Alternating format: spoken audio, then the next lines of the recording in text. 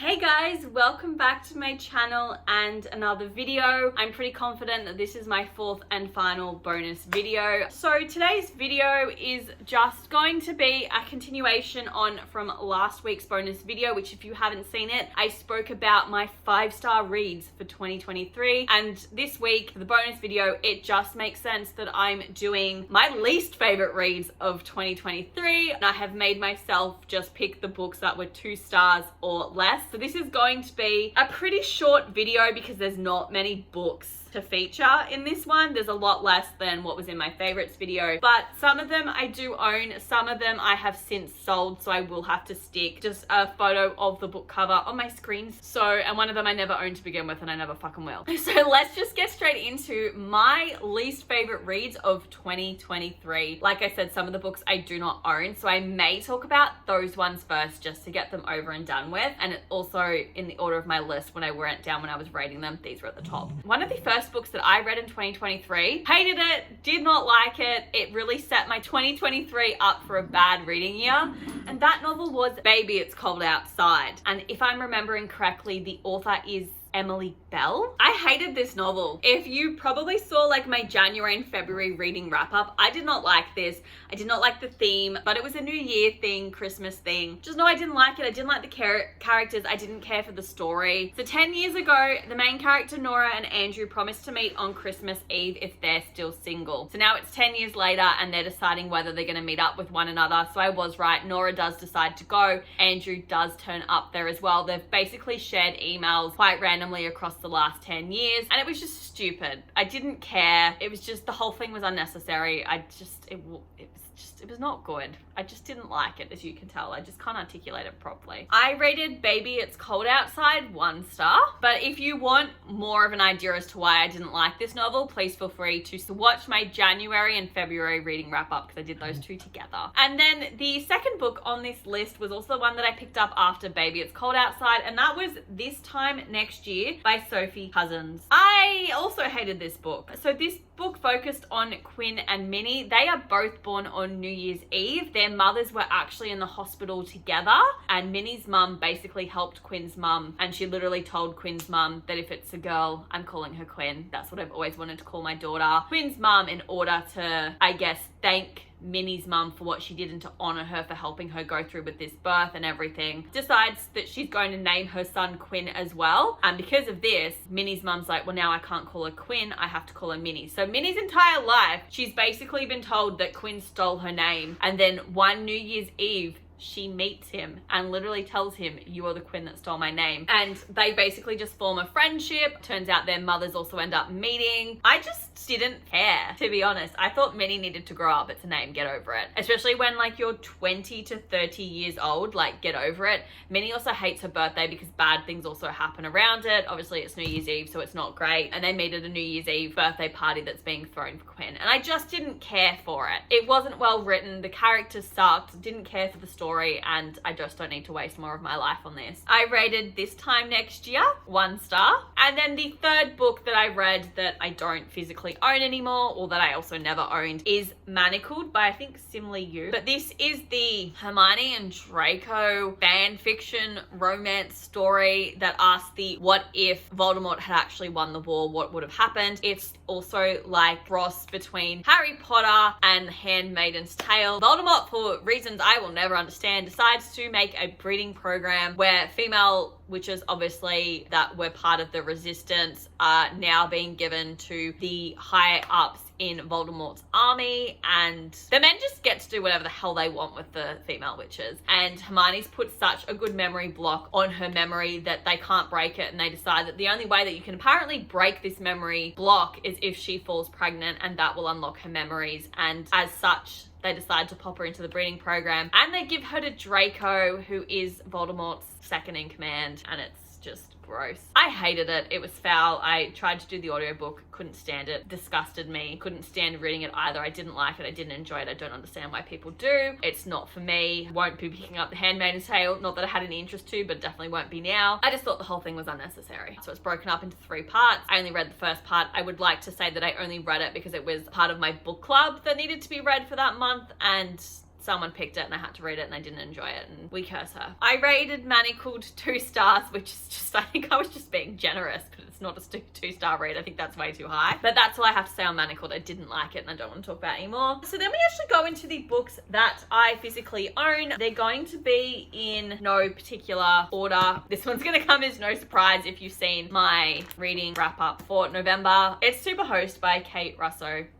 I hated this. This was terrible. Just to start off with, I rated this 1 star as well. I did not like it. So we focus on Bennett, who is a 50-year-old man. His wife has just decided to divorce him. He's left with the house. He's also a struggling artist whose portraits are no longer selling. So the gallery held his paintings has decided, you're going to be worth money to us when we're dead. We're taking you off the showing. And in order to stay afloat, he decides to rent out his family home on this like basically Airbnb website. And it just follows him doing some hosting things.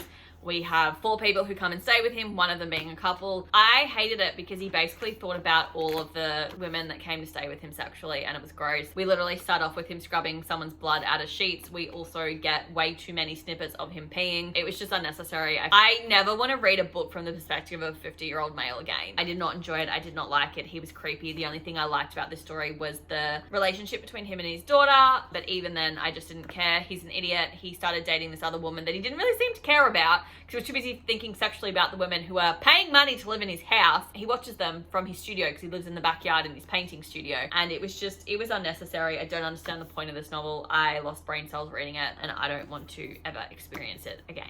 And then book 5 is The Matchbreaker Summer by Annie Raines. I hated this novel. It basically focuses on Paisley and also Hayden. Paisley's mother owns a summer camp and she's now getting to be a counselor at this summer camp. She's also found out just before the camp starts up. Her mum decides to follow her partner, I think his name's Dave, back to Wyoming because Dave's mum is quite sick. So mum decides to pack up. Paisley moved to Wyoming after the camp's finished, and she's also going to sell the camp. Paisley does not like this. She hates it. Paisley's also like in one of her last 2 years of school. So I think the decision that mum made to just pack her up and move her to Wyoming is terrible, especially when you consider that mum is also a principal. So like, I don't understand how you as a teacher or a principal can justify moving your child to another school in their final years of schooling. Like, that makes no sense. But I just hated it. It was very childish. It was very juvenile. Hayden and Paisley basically decide that they're going to try and break up her mum and Dave so that she doesn't have to move, doesn't have to sell the camp. Hayden is the resident bad boy who's always getting in trouble. He is the love interest for Paisley, even though Paisley's best friend tells her that you can't date Hayden because I've decided that I want to date Hayden, and it was dumb. Literally also lost brain cells reading this. And I rated it 2 stars as well. Probably rated it too highly. Should have been 1 star, but it's fine. We then also go into another 2-star read, which is Never Never by Colleen Hoover and Taryn Fisher. This is one that I read in November. I did not like it. It's a very pointless novel. We focus on 2 characters, Silas and Charlie, who wake up one day at school with no memory of who they are, where they are, or what's happened to them. They basically have to spend the morning piecing together what has gone on, who they are, how they lost their memory, and what's going on with their families. And then they discover that they're actually in a relationship together, find out that like they reset every 48 hours, so they forget again. And I just feel like the book just ended. There was no actual conclusion to this story. It was just a case of, this is what's happening to us, this is what we've worked out, and then bam, we get to the end of the next lot of 48 hours and we don't reset. And then we go to an epilogue 20 years later where their daughter may or may not be experiencing the same thing. There was nothing satisfying about this book. Like, you would have thought that the fact that the book ended would have been satisfying for me, but it wasn't. It just ended and I was like, excuse me? Like,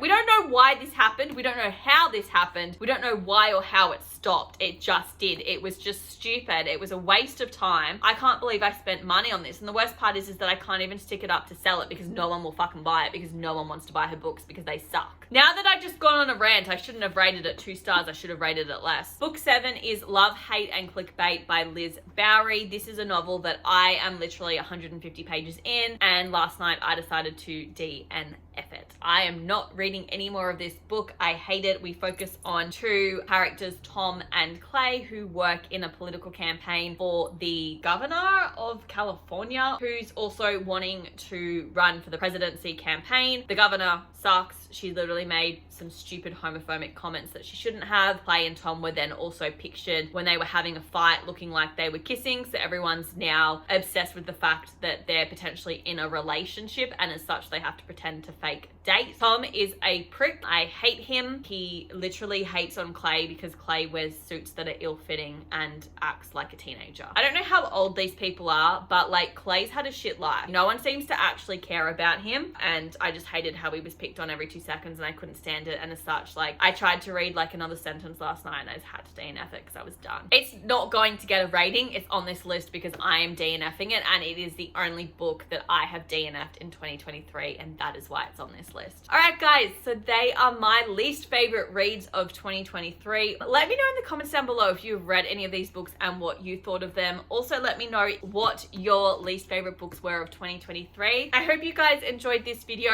It is the last bonus video that I am filming, so it does mean that next week we will be back to just one video per week. I hope you guys have enjoyed this extra content over this Christmas New Year period. I've definitely enjoyed making it and putting it up for you guys. So if you did enjoy it, please make sure you hit that like button. And if you haven't done so, please feel free to hit that subscribe button. It really does help me out. And I will see you next Monday for, I think is my 24 books to read in 2024 video. And I will see you guys in Monday's video. Bye.